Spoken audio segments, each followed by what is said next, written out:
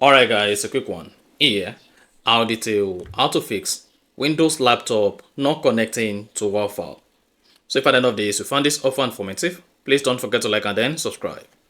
Now the first thing you want to do is go ahead and click on the start button on your Windows. Now go ahead and search for internet options. Select open on internet options. Now you should see the internet properties pop up. On the internet property, locate and click on advanced. Now locate restore advanced settings and click on it. Once you click on restore advanced settings, click on apply. Then click on OK. Now go ahead and click on the global icon at the bottom right.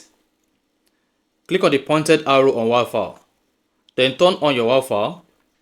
This is going to make your Wi-Fi to discover all available Wi-Fi network or hotspots very close by. Then click on the Wi-Fi you want to connect to. You may check connect automatically or uncheck connect automatically. Click on connect.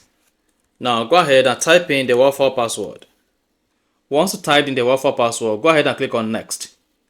Then hang on a couple of seconds for this to verify and connect to the selected Wi-Fi network. If the Wi-Fi password matches the Wi-Fi name you selected, then you should be able to connect to the Wi-Fi on your PC. So that is exactly how to fix Windows laptop not connecting to Wi-Fi.